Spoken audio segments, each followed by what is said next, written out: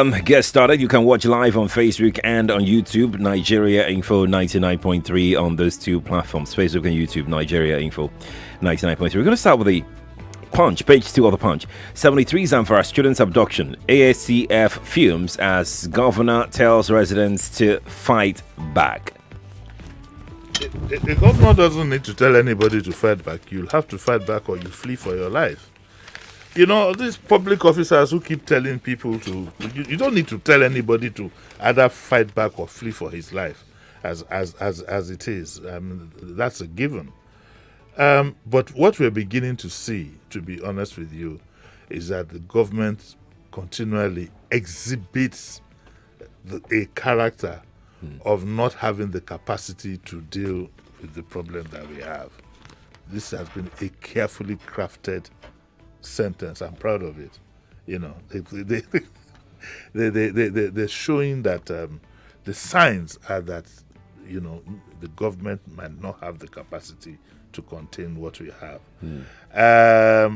What we have here is that gunmen on Wednesday, that's yesterday, invaded the government day secondary school Kaya in Maradun and abducted 73 students, no further than 73 students.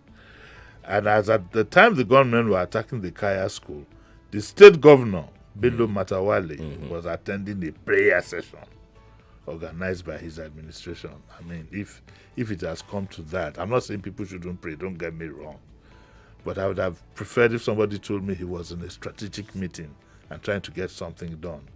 When we don't know what to do, then we now decide, okay, let's go. So the state now organizes prayer, you know, and organizes prayers. I don't want to judge sensitivities of religion this morning, so I'll just leave it at that. But it's a bad situation. An ex-councillor said he lost 4 daughters. The Zamfara governor has said this. Listen to what he said. What I'm reading from the Punch. He says, use any weapon at your disposal, come out en masse.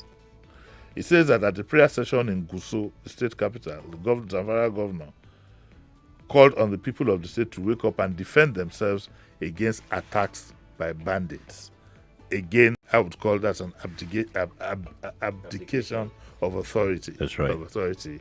And they have bound the people to the Philistines. They should now go take care of themselves. And he says, use any weapon. Use any weapon. Okay? And don't forget, most of these invaders, they come with AK-47s, they come with this and they come with that. If you tell a man to use any weapon, if he uses the first weapon and it's not effective, he's bound to go look for something better. So I leave the rest to your imagination and interpretation. Listen to what Matawale says. He says, I'm calling on the people of the state, particularly those in the rural areas, to use all the available weapons at their disposal and protect themselves whenever the bandits attack their villages. As from today, you should come out en masse and face the bandits if they come to your village. Do not sleep in the night. And if you get any information that the bandits are coming to your communities to attack you, try to ambush them with all the weapons in your possession, and so on and so forth. So this is the governor. Usually it should be the other way around. People should be running to the governor for protection, and he should be saying, okay, you can sleep with your 2 eyes open, we will protect you, because that's the primary aim of governance. But since he says that, okay, you can use any weapon. So what the question now is, what is his role as a governor in all this now? Has he abdicated? Is he ready to leave the stage for somebody who might be ready to protect the people? He had once called for a state of emergency. I mean, just last week or thereabout, he called for a state of emergency to be declared in the entire northern region. And, I mean, even some prominent northern groups have said that perhaps that's the only thing that is left right now, because the governors are, quite frankly, they're helpless. Well, I think a governor who has a bit more imagination can find a way around this. I refuse to believe that a governor is totally helpless just because of it. You must find a way around this. And one of the ways around it is that if you think that you've run out of ideas, you let somebody else take over, you put your people first. Did you get what I'm saying? I understand that, yes, okay, things are difficult for them, but if you think that, look, you can say to them, I've tried all I can. Maybe somebody else would have a better idea. That to me would be more honorable That you sit back in government house, protected, having all the protection that you can, and now you ban the people to the Philistines and tell them to go take care of themselves. Only in Nigeria would you hear a thing like that. But what it does tell us is that things are very bad. They're getting worse. You must now all think about how you would defend yourself in case these things happen. Don't sit in comfort in Lagos and think it will never come here. I just hope that we are not surprised one day, to be honest with you. I just hope, because we're on radio, I can't tell you my far-reaching thoughts on these matters. I don't want any, I don't want any trouble for anybody. But my thoughts are far-reaching. The implications of these things are far-reaching. And one is trying to show a bit of restraint here. Right. But not that I don't want to tell people certain truths, but you cannot, create problems for other people just because you want to do the needful, as it were. I hope a lot of you will understand my parable. Let's leave the Punch. Let's go to the Vanguard newspaper this morning. Outrage as FG blows hot at religious political critics. Oh dear. Alhaji Lai Mohammed yesterday, want political, religious and opinion leaders to stop making inciting statements capable of setting the country ablaze. I would have thought that he would extend this warning to people within the government itself. Because even some of the government spokespersons, they have made it look sometimes as if the government is attacking his own individuals, his own citizens. And some of the things that even government officials have said could incite. You understand what I'm saying? And so all of us are complicit in this. I agree with him, though, that you do have religious leaders, politicians, yes, but even their own people are complicit in this. And I think there's a need for all of us to heed this, including those who are in government. He was speaking yesterday at the news agency. He was speaking to NAN yesterday. He cautioned the media and he singled us out, particularly broadcast stations, which he described as purveyors of incendiary rhetoric, to abide by broadcast codes and other regulations guiding them.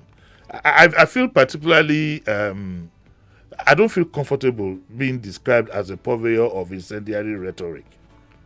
I don't like that. Even the language to us is not right. It's very rude, actually. And it's rude. I feel insulted. It's quite rude. You see, so the thing about government officials is that once they are in that position of regulatory or administrative, they feel they can address the other individuals outside of government the way they like. Lai Mohammed is guilty of what he is accusing us of. How would you describe us as purveyors? They talk unguardedly. Yes, they just say as things. Purveyors. Who he described as purveyors of incendiary rhetoric. I take exception to being addressed in that manner. And when I do see him, it's outrightly rude. It's rude. And uncouth of a minister. So all of us are guilty. And he says that in the last few weeks, the country has been awash, especially from the broadcast media, with very incendiary rhetoric, which has created a sort of panic. The veiled reference is to that Commodore. Why can't you just address an issue directly?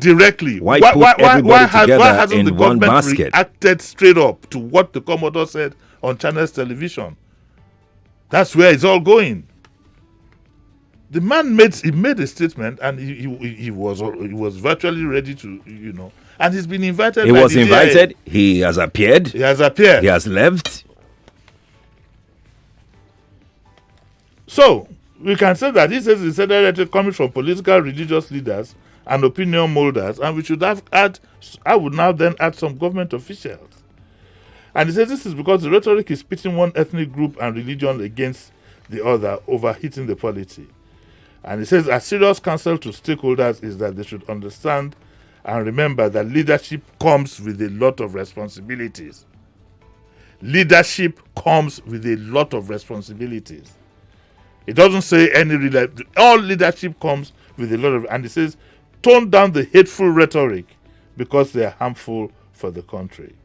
So we'll leave it at that. I'm not interested in picking bones with anybody on this, but I think everybody just needs to be very, very, very careful, and that would include, I must add, the minister himself. Absolutely. A lot of the problems we have are caused initially by either government attitude or government rhetoric. We keep talking about imbalance. We keep talking about imbalance and we are ignored. And like somebody said, you can't keep doing the same thing and expect different results. All of us have a duty to preserve this country. And it's not just us, the people, the leaders themselves, especially the politicians. We are ignored. Doctors have been on strike for close to 30 days, and leaders, we find them taking selfies and photographs in UK hospitals. And we've been bound to the Philistines, and yet somebody comes and talks about about rhetoric and so on and so forth. What about action? Doctors have been on strike for close to 30 days. It's a month already. And if we discuss that and people get agitated, someone comes in and says the media is trying to inflame passions and trying to incite the public. What are you doing in your capacity? Why should doctors be on strike for a month? Why? In any country for that matter. And then the leaders, the same leaders who campaigned, who went through the whole country and were campaigning, they are taking selfies and having a good time in the United Kingdom. Some of them at our own expense. You now come here. You can't take criticism. So why are you in government? Why are you there? The media is not your problem. The media is not the government's problem. The media is there to do their job. We're going to move on now. Let nobody. Jimmy, do you want cocoa? Hot cocoa? No, I don't trust anything anybody gives me these days. It's hot cocoa to you. I don't care what it is. I have milk is inside. My ancestors appeared to me yesterday, so I shouldn't take anything from anybody. Ancestors? From where? We need to cool it down. Now putting jokes aside, we need to start to tell ourselves some home truths. Enough of all this.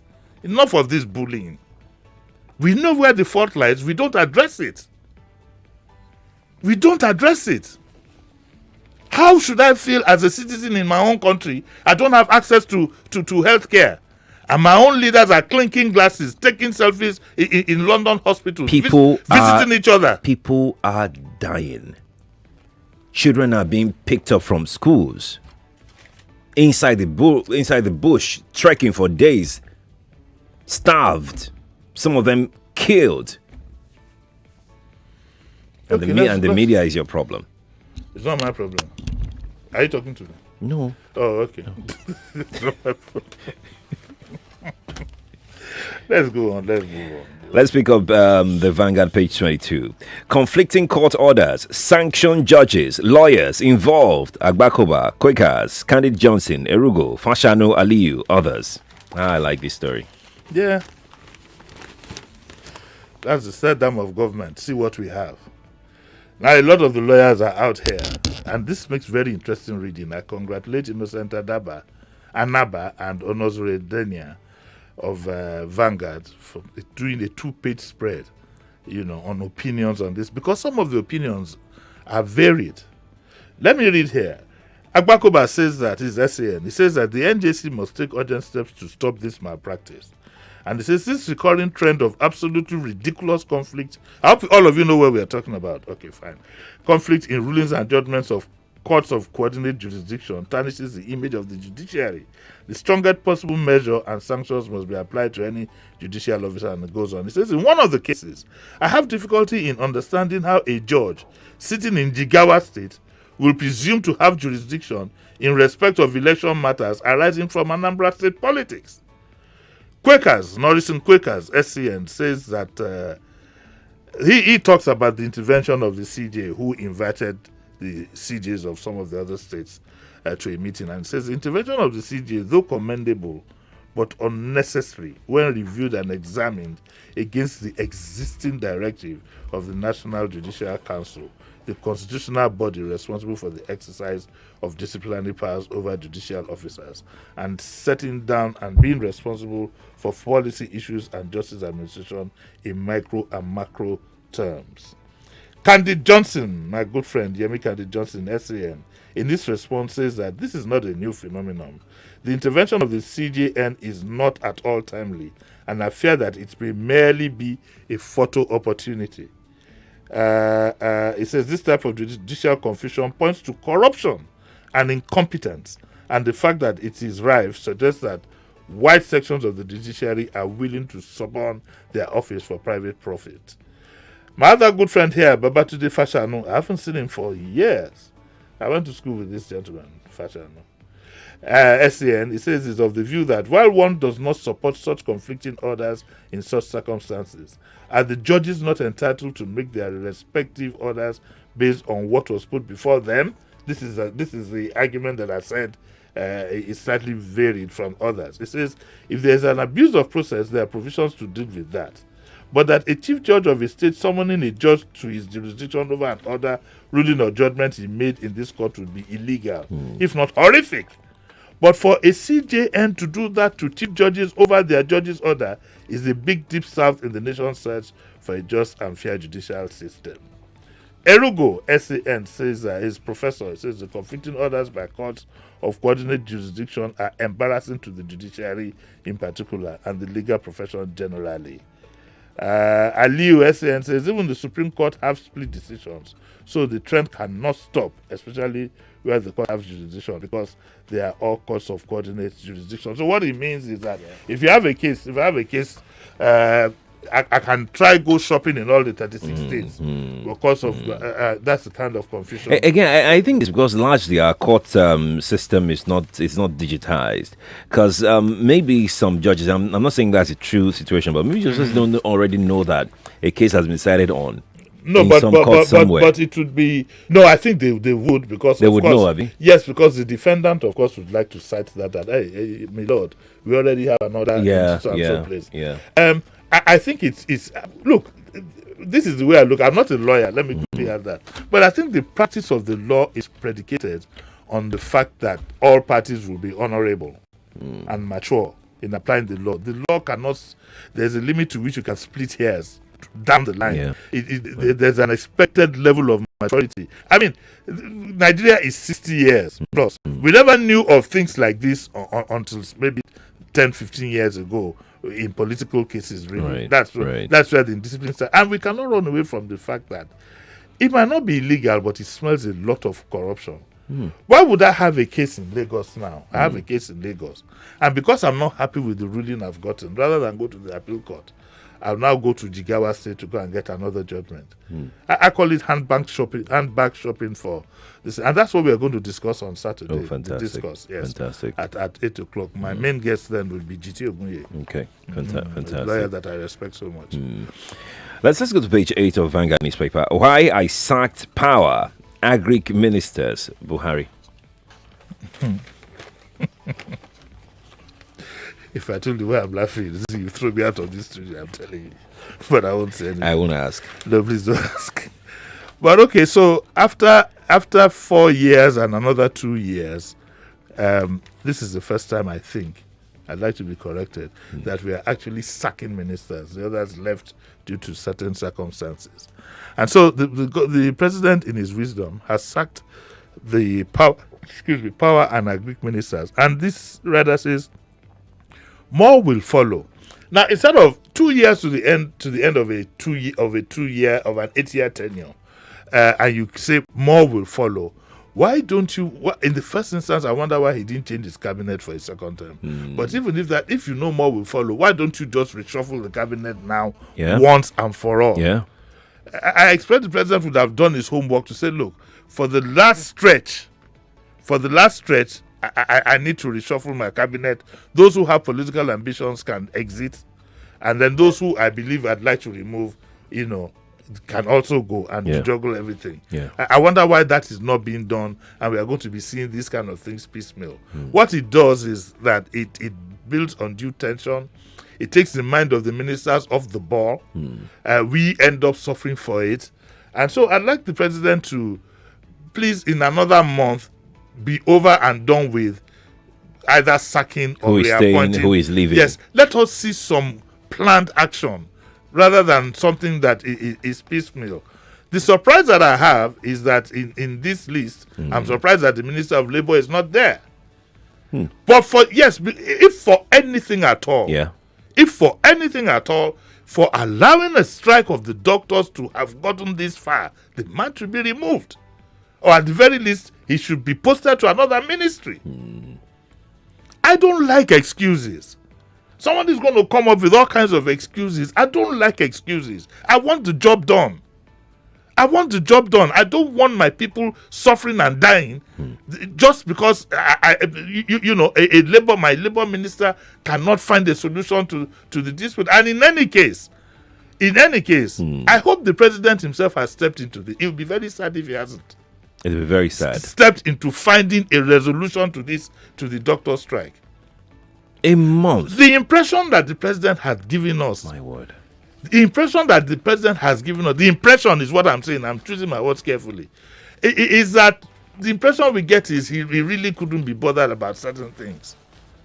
But this one is vital. This one is vital. In the middle of pandemic. In the middle of a pandemic. This is vital. Who does that? Nobody does that.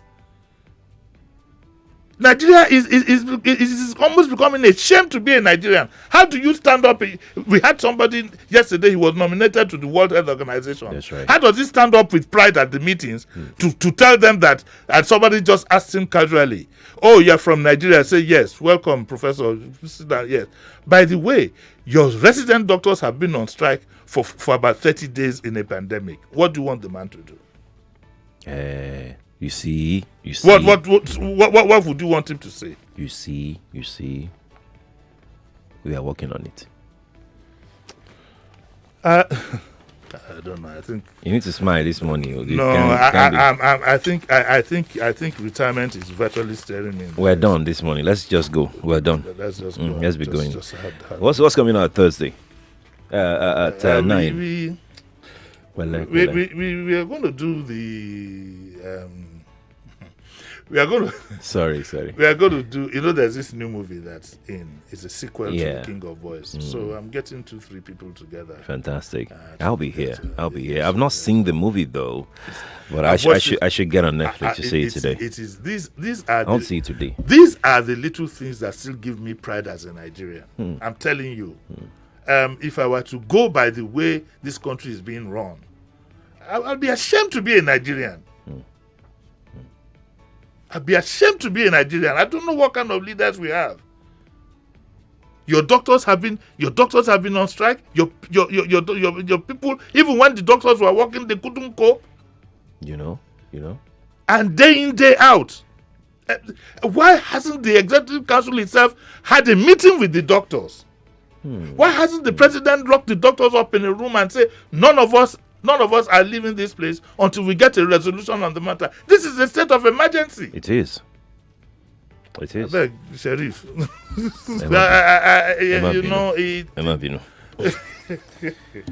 All right, we'll see you at 9. We'll see you at 9. All right. Okay. Thank you for being a part of the show. Morning to you. Mommy, when is Aunt Valerie coming again? So you can seize her phone. 99.3 Nigeria Info. We are more than just radio.